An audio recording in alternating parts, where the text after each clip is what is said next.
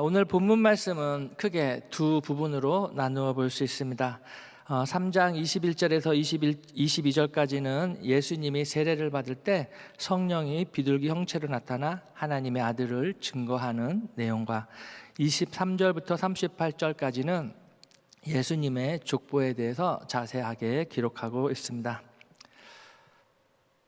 오늘 그 족보 이야기가 너무 길어서 저도 설교하는데 준비하는데 많은 어려움이 있었습니다. 한국의 어느 뇌과학자가 인간의 뇌를 30년 넘게 연구를 하고 얻은 결론이 있다고 합니다. 하루 종일 우리는 수많은 감각을 통해서 많은 정보들을 머릿속에 집어넣는다고 해요. 그러면서 잘 때 그 뇌가 어느 정보는 중요하니까는 보관을 하고 어느 정보는 쓸모가 없어서 버린다고 합니다. 그런데 그 버리는 정보는 꿈으로 처리를 한다고 합니다. 그래서 공부를 잘하고 싶으면 책을 읽을 때 소리를 내는데 감정을 넣어서 읽으면 기억이 오래 간다고 합니다. 중요한 것은 감정이 들어간 기억은 오래오래 머릿속에 남고요. 감정이 들어가지 않은 기억은 뇌에서 중요하지 않은가 보다 해서 망각으로 간답니다. 우리 옆 사람을 보면서 감정을 넣어서 사랑합니다 라고 한번 하겠습니다. 시작. 네, 감정이 들어가지 않은 사랑합니다는 기억이 안 남는데요. 옆 사람 보면서 사랑합니다 감정을 넣었을 때 정말 여러분들 기억에 많은 은혜가 될 점 있습니다. 사랑하는 은혜 안의 교회 성도 여러분, 오늘 본문에서 세례를 통해서 얻게 되는 은혜에 여러분들의 감정을 넣어서 아멘으로 화답할 때 그 은혜가 오래오래 기억될 줄 믿습니다. 누가복음 3장을 통해 세례가 우리에게 주는 의미가 무엇인지에 대해서 알아보도록 하겠습니다. 오늘 말씀을 시작하기에 앞서 지난 토요일 본문에서 하나님의 말씀이 세례 요한에게 임하자 세례 요한은 무엇을 전파했습니까? 네, 맞습니다. 누가복음 3장 3절 말씀. 요한이 요단강 부근 각처에 와서 죄사함을 얻게 하는 회개의 세례를 전파하니. 다 같이 따라하겠습니다. 죄사함을 얻게 하는 회개의 세례. 네, 세례 요한은 요단강에서 죄사함을 얻게 하는 회개의 세례를 전파하였습니다. 자, 누가복음 3장 16절 말씀 한 번 더 볼까요? 요한이 모든 사람에게 대답하여 가로되 나는 물로 너희에게 세례를 주거니와 나보다 능력이 많으신 이가 오시나니 나는 그 신들매를 풀기도 감당치 못하겠노라. 그는 성령과 불로 너희에게 세례를 주실 것이요. 세례 요한은 무엇으로요? 물로. 예수님께서는 불과 성령으로 세례를 주실 것이다. 자, 예수님이 세례 요한에게서 받은 세례가 우리에게 주는 의미는 세 가지로 요약할 수 있습니다. 첫째, 죄의 전가입니다. 세례 요한이 주는 세례는 불완전한 세례였습니다. 죄로 인한 고난과 고통이 수반되지 않는 세례였어요. 그저 회개하라 이 독사의 자식들아 하니까 듣는 백성들이 무서워서 세례 요한 앞에 나와 죄를 고백하고 죄인임을 인정함으로써 받을 수 있는 값없는 죄사함의 세례였던 것입니다. 그들은 진심으로 자기의 죄가 무엇인지, 그 죄로 인해 하나님과 자기가 어떻게 단절되었는지, 또 본인의 힘으로는 해결할 수 없는, 능력이 없는 정말 미약한 존재에 대한 깊은 후회와 감정적인 고백, 그리고 누구의 도움이 없이는 해결할 수 없는 죄책감, 절망, 고독의 격정적인 감정의 토로가 없었다는 것입니다. 그것으로 인해 예수님은 나중에 십자가에서 세상 죄와 우리들의 죄로 인해서 전가되어진 그들이 겪었어야 할 죄의 결과로 인한 고통과 고난을 온몸으로 받아내셨다는 것입니다. 마가복음 10장을 보면 제자들과 예루살렘을 올라가시는 길에 예수님께서 어떻게 팔려져서 능욕과 침뱉음과 채찍질 당하여 죽을 것인가에 대해서 이야기를 하고 죽은 지 3일 만에 다시 되살아날 것에 대해서 제자들에게 이야기하는데, 세베대의 아들 야고보와 요한은 주의 영광 중에 하나는 주의 우편에 하나는 주의 좌편에 앉게 해달라고 철없는 요구하는 장면을 볼 수 있습니다. 마가복음 10장 38절 말씀, 예수께서 가라사대 너희 구하는 것을 너희가 알지 못하는도다. 너희가 나의 마시는 잔을 마시며 나의 받는 세례를 받을 수 있느냐. 여기서 예수님께서 말씀하시는 세례는 무엇입니까? 팔려가고 능욕과 침뱉음과 채찍질 당하여 죽는 세례였습니다. 누구 때문에요? 세상 죄와 여러분들의 죄로 인해서 침세례, 채찍질 세례, 욕먹는 세례를 당해야만 했던 것입니다. 십자가에서 받는 세례는 우리들이 받았어야 할 고난과 고통의 세례였던 것입니다. 예수님께서 십자가에 죽으심으로 완전한 세례가 이루어졌습니다. 그래서 예수님께서는 십자가에서 다 이루었다라고 말씀하셨습니다. 세례를 통해 죄인 되었던 우리와 죄 없으신 예수님이 하나가 되었습니다. 연합이 되었습니다. 한 몸이 되었습니다. 뗄래야 뗄 수 없는 관계가 되었다는 것입니다. 우리 교회는 장로교회임에도 물속에 들어갔다 나오는 침례식을 하고 있습니다. 침례식을 하기 전에는 그 목사님 앞에 나와서 본인이 죄인임을 고백합니다. 그리고 물속에 들어갈 때는 죄인된 나는 이것으로 죽는다라는 고백을 하고요. 물속에서 나오면서 나는 예수의 피로 구원받았다라고 선포합니다. 우리는 이것을 born again, 중생한다라고 이야기를 하죠. 예수님은 세례 요한이 베푸는 세례를 통해서 물에 잠기면서 30년 동안 마리아의 아들로 살았던 삶을 내려놓습니다. 그리고 물에서 나오면서는 앞으로 인류의 구원자 메시아로 공식적인 생애, 공생애를 시작함을 선포하죠. 우와! 라는 감동이 나와야 되지 않겠습니까? 감정을 넣어서 우와! 어떻게 이런 일을. 세례는 전가의식이라고 합니다. 죄인의 죄를 예수님께 전가해서 예수님께 책임을 묻는 거예요. 그러면서 죄인은 죄사함을 입는 것이죠. 죄로 인한 모든 책임과 형벌이 누구에게 넘어갔습니까? 예수님께 넘어갔습니다.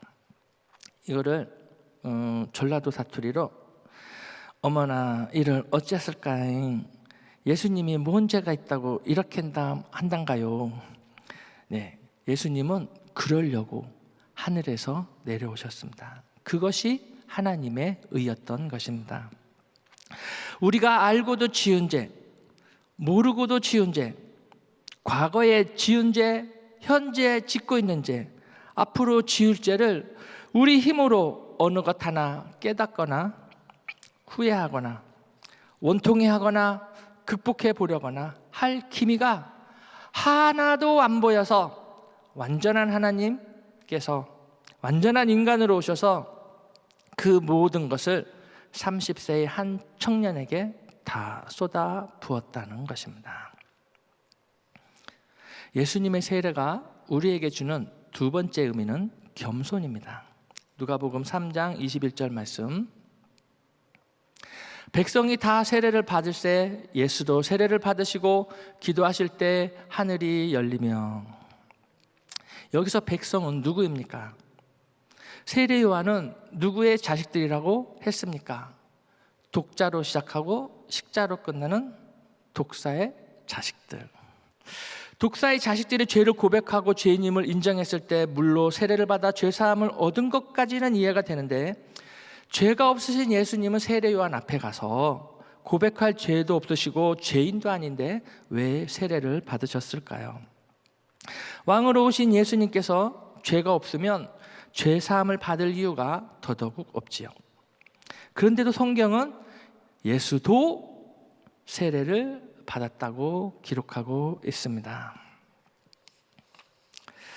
세례 요한 앞에서 예수님은 과연 누구의 죄를 고백했을까요?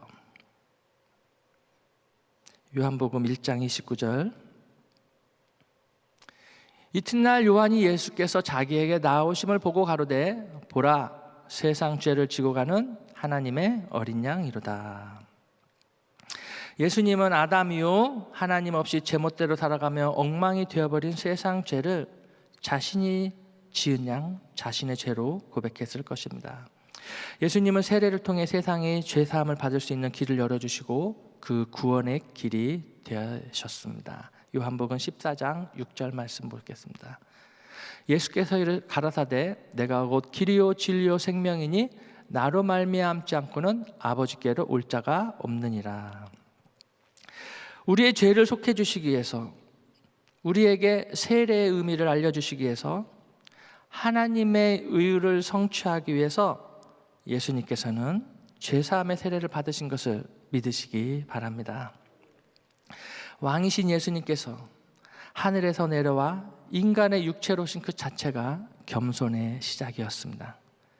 죄가 없으신 데도 본인이 짓지도 않은 세상의 모든 죄와 우리의 죄를 전가받고 세례 요한에게 우리를 대신하여 죄를 고백하고 죄사함의 사례를 받으심으로 말미암아 죄인 되었던 우리와 예수님은 하나가 되고 화해의 길이 열리게 된 것입니다. 하늘에서 내려온 이 세례와 하늘에서 내려온 예수님이 하나님의 의를 위하여 물속에 들어가는 겸손한 모습을 순종을 통해서 우리들에게 가르쳐주고 있는 것입니다. 이 왕이신 예수님의 겸손을 통해 우리가 죄사함을 받는 은혜를 입게 되었습니다. 세 번째는 맡기심입니다. 여러분들 발레 파킹이라고 하세요? 식사하러 가서 키를 맡길 때 어떤 마음으로 생전 처음 보는 주차 요원에게 키를 맡기십니까? 언제 봤다고? 여러분들이 타고 다니는 그 비싼 차의 키를 발레 파킹하는 주차 요원에게 아무런 의심도 없이 키를 맡기십니까? 아마도 이렇게 생각하실 것입니다. 식사할 동안 잘 주차해 놓고 식사 마치고 집에 갈 때 내 앞에 잘 갖다 달라는 마음으로 키를 맡길 것입니다. 차를 잘 주차해야 할 책임을 팁과 함께 주차 요원에게 맡기죠. 만약에 주차 요원이 차에 타보니까 여러분들의 차가 너무 좋은 거예요. 그래서 야, 이거 시내에 가서 한 바퀴 타고 가도 모르겠지? 하고 타고 나가서 폼을 재고 있다가 사고가 났어요. 누구 책임입니까? 주차 요원이나 아니면 식당에 책임을 져야죠. 이거를 맡긴다라고 하는 것입니다. 키를 주차 요원에게 맡긴 이상 여러분이 식사하는 동안은 그 주차 요원이나 그 식당 주인에게 책임이 있는 것입니다. 세례를 받는 것은 물속에 들어가 있는 동안 생명의 주도권은 세례를 주는 요한에게 있습니다. 금방 담궜다가 꺼내든지 세례를 주려고 봤더니 아니 이게 누구요? 전에 나에게 욕하던 그놈 아니요? 이래서 오랫동안 푹 담궈서 죽기 직전까지 할 수 있고 없고는 누구에게 달렸다? 세례 요한에게 달렸던 것입니다. 예수님께서 세례 요한이 하는 이 세례 의식이 하나님이 허락하시고 하늘에서 내려온 것이라는 믿음과 확신이 없다면 어떻게 예수님께서는 앞으로 인류를 구원하셔야 되는데 목숨을 맡기고 요단강 물에 들어갈 수 있었겠습니까? 출애굽하여 홍해를 건너던 모세와 이스라엘 백성들도 홍해를 완전히 건너기 전까지는 살고 죽는 것을 하나님께 맡겼었습니다. 바닷물이 양쪽에 벽처럼 흐르고 그 가운데 마른 땅을 건너갈 때 그 심정은 가다가 중간에 바닷물이 무너져 물에 빠져도 어쩔 수 없다. 살고 죽는 것은 하나님께 달렸다는 심정으로 홍해에 갈라진 길을 걸어가지 않았겠습니까? 예수님께서는 본인이 메시아임을 스스로 증명하지 않고 하늘에 계신 아버지 하나님과 성령님께 맡기셨습니다. 그때 성령님은 하늘에서 비둘기 형체로 내려오시고 성부 하나님은 목소리로 예수님이 메시아임을 증명하시고 기뻐하는 자라고 알려주셨습니다. 누가복음 3장 22절 말씀, 성령이 형체로 비둘기같이 그 위에 강림하시더니 하늘로서 소리가 나기를 너는 내 사랑하는 아들이라 내가 너를 기뻐하노라 하시니라. 기도하니까 하늘이 열렸습니다. 하늘이 열렸다는 것은 언제적에는 닫혔다는 이야기가 되겠죠. 그러면 언제 닫혔습니까? 그렇죠. 아담이 범죄한 이후로 하늘은 닫혔습니다. 하나님은 죄로 인해 더 이상 인간들과 교제하기를 거절하셨습니다. 그런데 예수님께서 세례 후 기도하니까 하늘이 다시 열렸다고 합니다. 하나님께서는 아담 이후 여러 번 우리 인간들에게 구름 기둥과 불 기둥으로 서로 다른 모습으로 존재를 드러내셨지만 이번처럼 성부 하나님과 성령 하나님께서 동시에 성자 하나님을 위해서 하나님의 음성과 비둘기 형상으로 한 번에 나타나신 것은 이번이 처음이자 마지막이었습니다. 사랑하는 은혜 안의 교회 성도 여러분, 죄의 문제를 해결하지 않는 한 하나님은 우리들의 기도를 들으시지 않는다고 성경은 기록하고 있습니다. 시편 66편 18절 말씀 다 같이 읽어보실까요? 내가 내 마음에 죄악을 품으면 주께서 듣지 아니하시리라. 여러분들 가운데는 혹시 이런 분이 계실지 모르겠어요. 아이 목사님 그렇게 안 해도 기도 잘만 들으시고요, 그렇게 안 해도 기도 응답 여러 번 받은 적이 있습니다. 뭐 그냥 대충 하시죠. 부부싸움을, 제 이야기는 아닙니다. 제 이야기는 아니고 부부싸움을 하면 꼭 아내가 남편한테 이런 얘기를 하죠. 미안하다고 하라고. 근데 남자들은 뭘 잘못했는지 몰라요. 미안하다고 하라고 해서 미안해 이래버리면 뭐라 그러죠? 진정성이 없잖아. 그래서 감정을 넣어서 이야기를 합니다. 정말 미안해. 그 뭐라 그러지 아세요? 제 얘기 아닙니다. 장난해? 감정이 없는 회개는 아무 의미가 없습니다. 하나님 저 이거 잘못했어요. 용서해 주세요. 난 회개했으니까 용서받은 줄 알고 가겠습니다. 죄의 문제를 해결한 후 하나님께 가까이 나아갈 수 있음을 믿으시기 바랍니다. 세례 후에 예수님은 과연 무엇을 기도했을까요? 무엇을 기도했길래 하늘이 열렸을까요? 예수님은 아마도 이렇게 기도했을 것입니다. 아버지, 이들은 죄에 대해서 죄가 무엇인지 모릅니다. 지금 이들이 하는 일들이 얼마나 잘못됐는지 모른다고요. 저들이 지은 죄를 저에게 다 전가해 주십시오. 더 나아가 성령 충만함을 통해 영적인 지식과 지혜와 영적 능력을 구했을 것입니다. 사랑하는 성도 여러분, 누군가를 미워하고 용서하지 않는 마음으로 하나님 앞에 나아가지 않기를 원합니다. 하나님 앞에 나아갈 때는 그 문제를 해결하고 나아가서 기도하시기를 주님으로 축복합니다. 용서하실 때는 여러분들의 감정을 넣어서 용서하시기 바랍니다. 내가 널 용서해. 하등에 영향이 없습니다. 정말 여러분들이 감정을 넣어서 용서할 때는 정말 여러분의 가슴이 찢어질 거예요. 오늘 나눌 말씀 한 구절은 누가복음 3장 38절. 그 이상은 에노스요 그 이상은 셋이요, 그 이상은 아담이요, 그 이상은 하나님이시니라.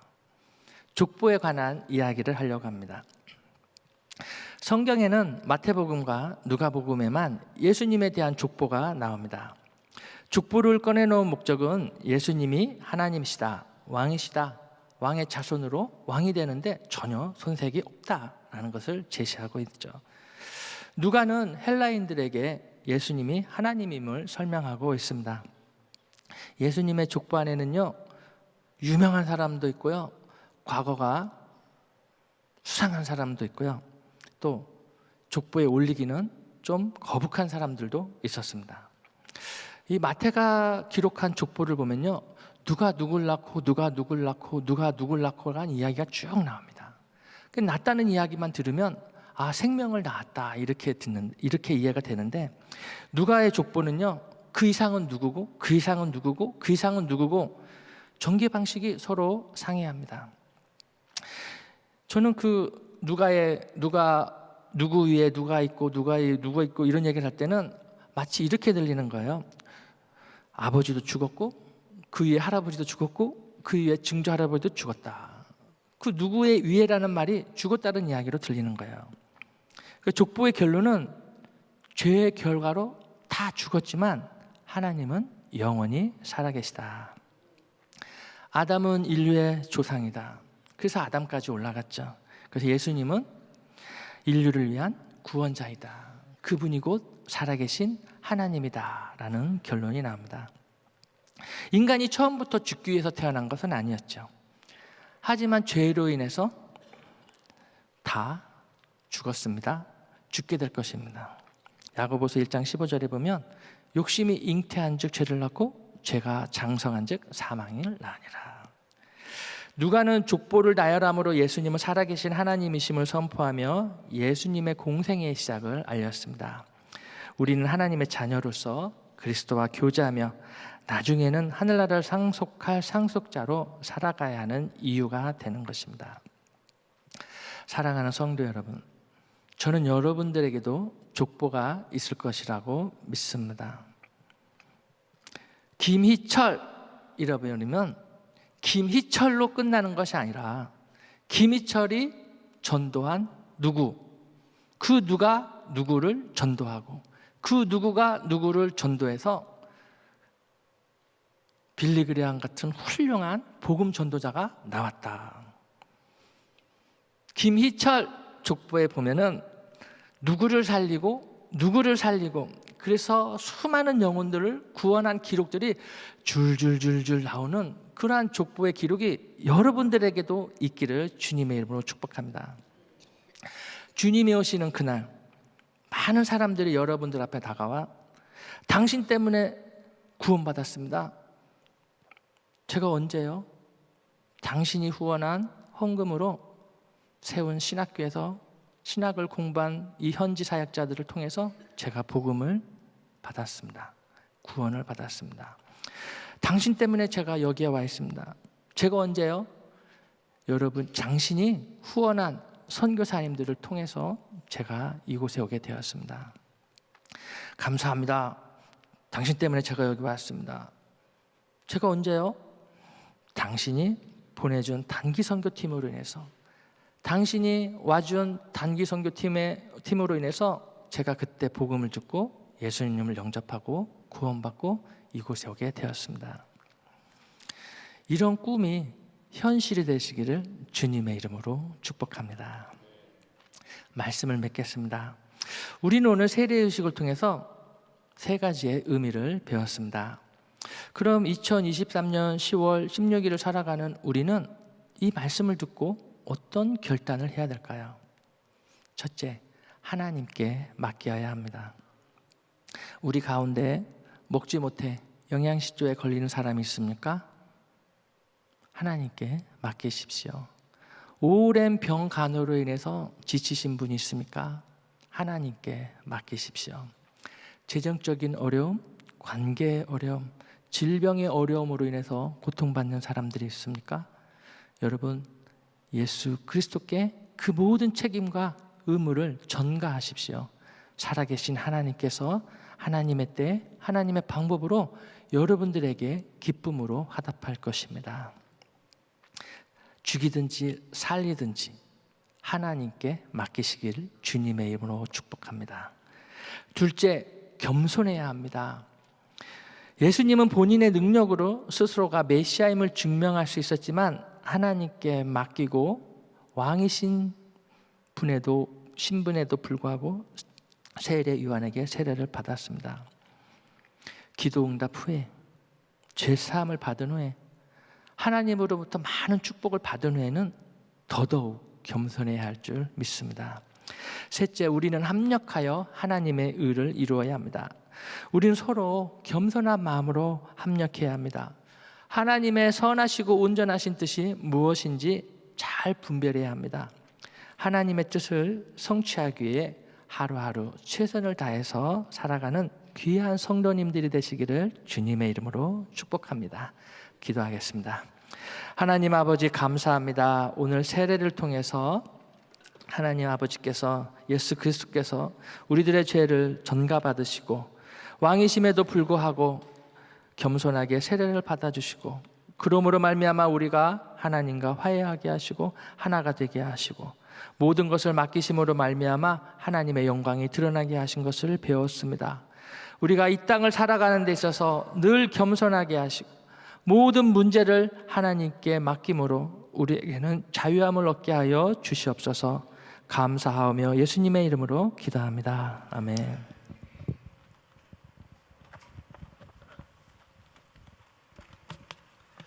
네, 이 시간 다 같이 일어나셔서 오늘 말씀 생각하시면서 함께 찬양 드리도록 하겠습니다.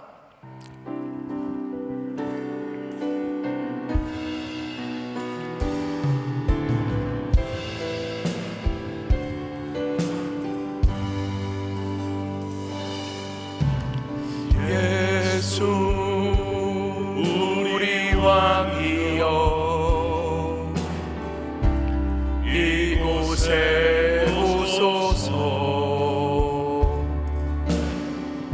보좌로 주여 임하사 찬양을 받아 주소서. 주님을 찬양하오니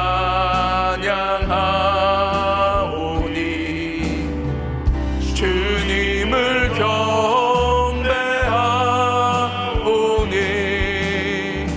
왕이신 예수여 오셔서 좌정하사 다스리소서. 예수 우리 왕이여, 예수 우리 왕이여, 이곳에 오소서. 보좌로 주여 임하사 찬양을 받아 주소서. 주님을 찬양하오니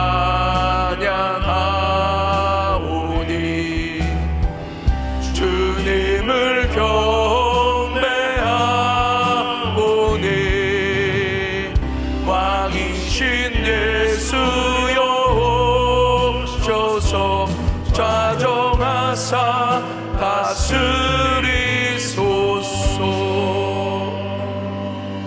아멘. 네, 우리 주님은 왕이신 하나님이신 줄 믿습니다.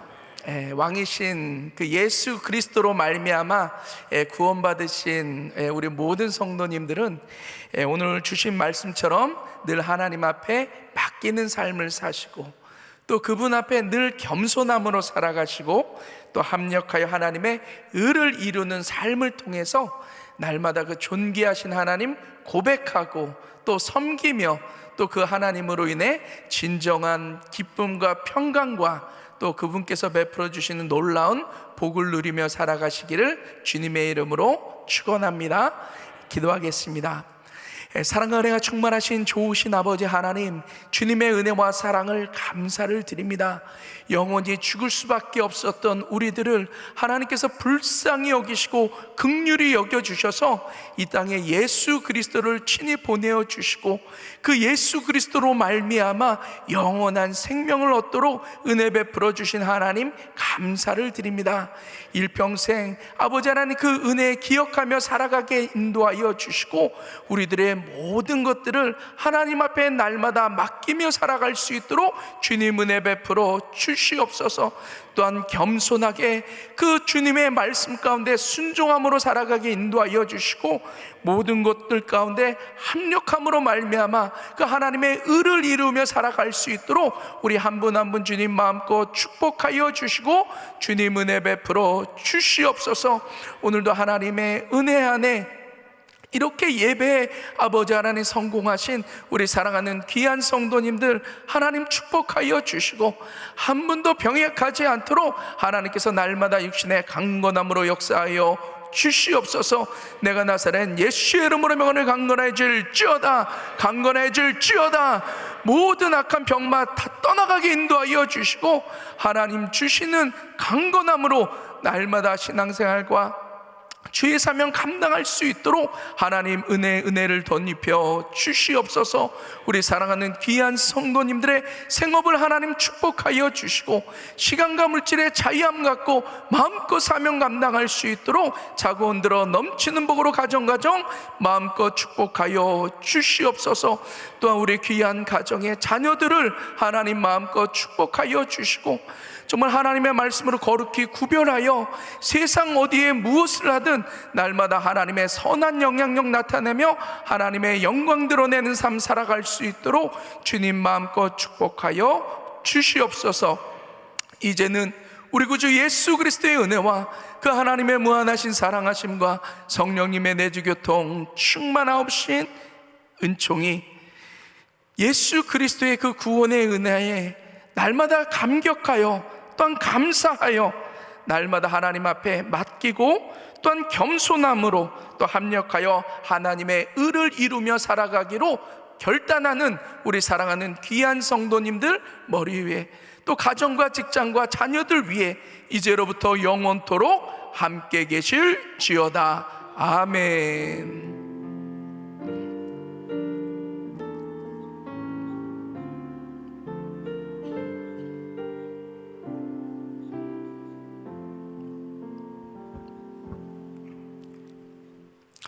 네, 이 시간 기도할 자리들 잡으시고 이 시간 우리 같이 기도하기를 원합니다. 오늘 우리 기도하실 때 우리 한기용 담임 목사님 가정과 지금 또한 이 감당하고 계시는 사역들 위해 또 육신의 강건함으로 또 성령 충만함으로 사명 잘 감당하시고 안전하게 돌아오실 수 있도록 위해서 기도해 주시기를 바라고요. 교회 여러 지체와 사역들을 위해서 기도할 때는 미전도 종족 지원국의 하만고 목사님과 우리 민고노 집사님 위해서 기도해 주시기를 바랍니다. 오늘 우리 선교사님 가정을 위해서 기도하실 때 우리 러시아 하바롭스크의 정소남 선교사님, 정미선 선교사님 가정과 또 사역을 위해서 기도해 주시기를 바랍니다. 특별히 여러분들 기도해 주실 때 오늘 그룹 26의 우리 전종필 장로님 UCLA에서 오늘 뇌종양 수술이 있으십니다. 정말 하나님께서 안전하게 우리 장로님 지켜주시고 또 회복시켜 주셔서 끝까지 사명 감당하실 수 있도록 또 위에서 기도해 주시기를 부탁드립니다. 우리 이 시간 주여 3번 부르짖고 기도합니다. 주여, 주여, 주여.